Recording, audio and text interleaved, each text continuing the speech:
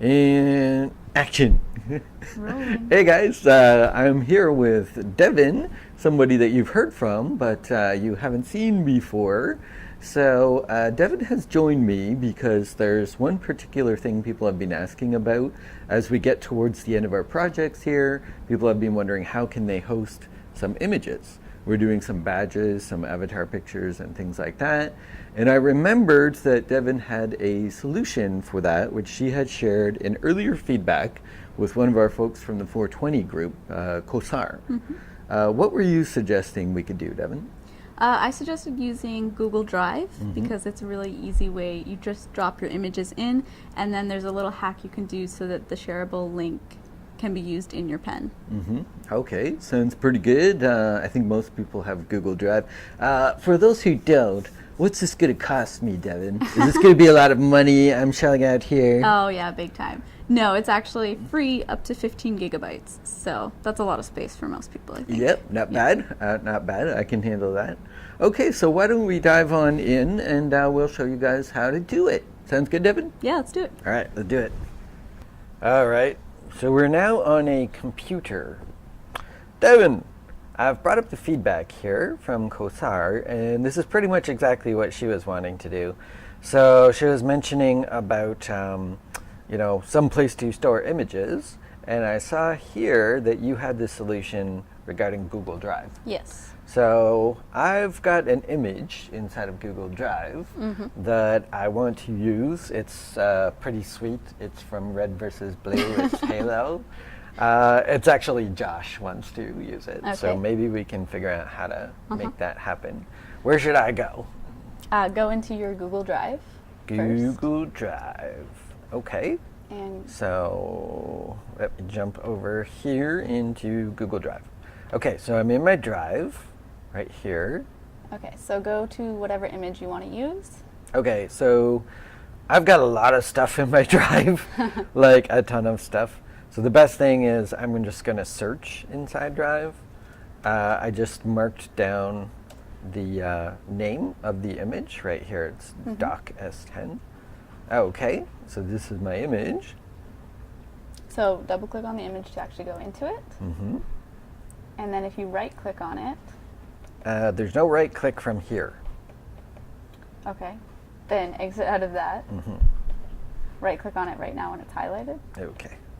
There you go. And There we go go. to share. Oh my gosh. Okay, so for you guys who are watching me in class, this was the problem. Because what I did was I went to get shareable link here. Now if I click that, it's going to give me this certain link here, but that is not what I want. Okay?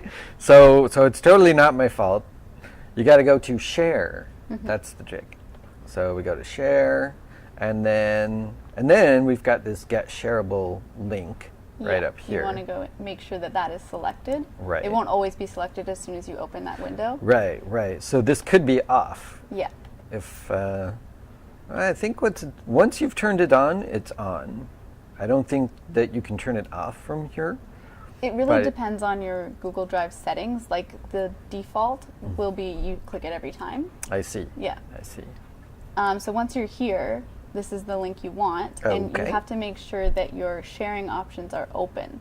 So if you click on that drop down beside Can, Find, and View, Where am I looking? Right here? right there, yeah.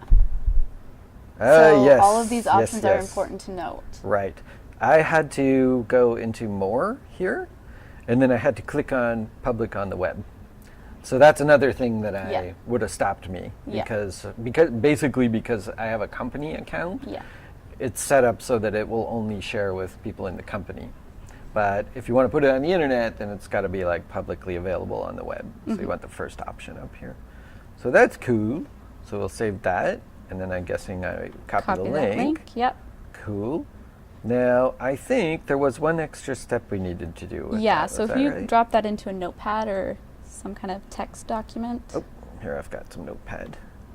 Yeah, so it was kind of like this. So the one we just got looks like boop right here, but we want it to look more like this second one here. Is that right?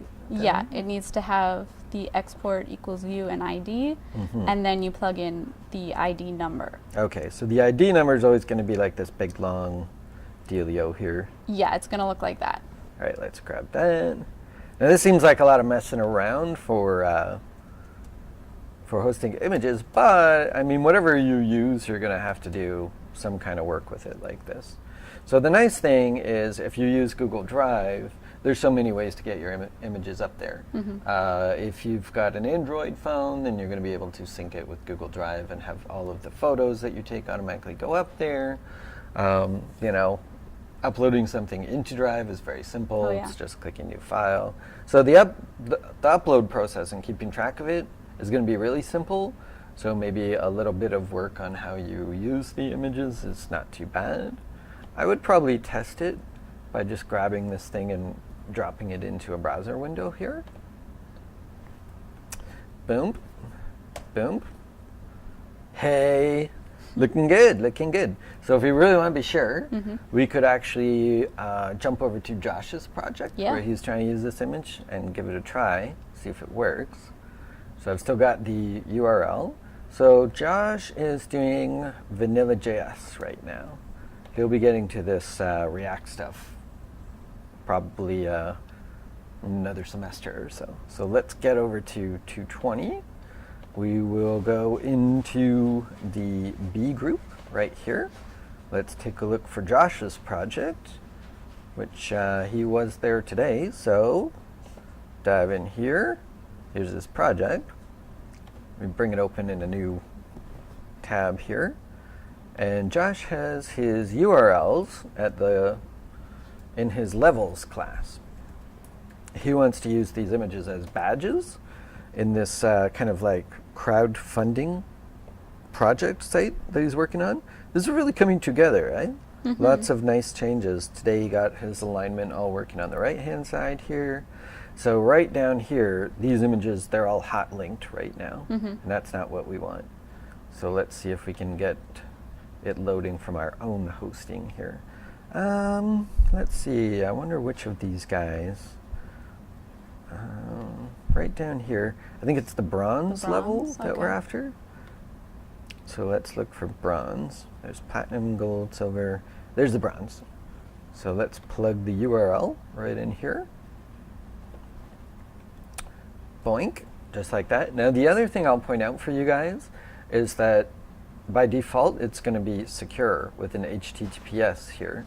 You really want to have that in the URL of the images that you are loading in, because otherwise, if it's not, occasionally the browser will see it as an insecure load and will just not load your image. And it's very random. Sometimes it'll work, sometimes it won't work. It depends on a lot of things that the browser is looking at. So the fact that it's already hosted securely, that's a big plus for us. So that's in there. Let's jump down and see if we see our dude down there. And there it is. Boom. So this is now loading from our own hosting. We're not hot linking to it. No problems at all. So yeah, so that's the steps. And so the steps are outlined in the code notes for Lab 10.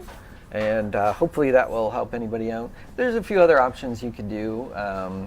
In the past, I know people have used Dropbox for this, and that has worked pretty well. You can also, if you've got a WordPress blog, images that you've uploaded to WordPress you can use. And then myself, I prefer to use Amazon's hosting, Amazon S3, which has a few more steps. You have to create an Amazon account and you have to sign up for AWS. But if you do, like, it's very good storage solution there. Very fast and reliable. So that would be good too. That might be worth your while. But for a quick solution that is free, I think this is great. So good on you there, Devin. Excellent suggestion. Hope you guys find that useful. Okay, guys, so that is basically how we do it. So you should be thinking about what you can do with this newfound power you have to host your own images. And you know, so the badges and the avatar pictures, those are one thing. But I'm seeing a lot of creative effort from different people. It's really cool as we get further along in the course to to see that people are getting a little bit more confident to do their own thing with this. Yeah. Yeah, in the beginning, everyone's projects look very, very similar. Yeah. No one's really found a theme yet. But now we're seeing like a wide variety of themes. Josh is doing the red versus blue thing. I like that. I like it because it's something that he's into. Yeah, exactly. You know? Like we've talked about the fact that, code can be a pretty unforgiving mistress when you get down to it. Like you can do 10,000 characters right. Yeah. You get one wrong, like a semicolon, and everything shuts down. It just does not forgive you. So if you don't have a way of making it fun and making it interesting, then you might not keep going with it. Yeah. I mean, you should be applying your own interests to it because then you'll want to work on it. And it's more interesting for us too, right? We don't want to be looking at the same thing over and over again. Yes, we are humans. Yeah. Until we figure out a way to have AI grade you all, it makes it more interesting and fun for us as we see things developing and people kind of going their own directions with this stuff. It does mean a little more work for us. Yeah. Right? Because like as people try things, we sometimes have to spend a bit more time figuring out how to help them out with it. But I would rather do that. I'd rather spend that time than, get bored. That sounds terrible. I'm not saying we get bored, but you know what I'm saying from this. Yeah. All right, cool. So hopefully we can film a few more tips like this as we go along. I think it's helpful. This one I think is really good because people always need to do this. So thank you very much, Devin. Appreciate you dropping in on us. All right, take care, guys. Have a good weekend. I will talk to you soon. Bye. We're out.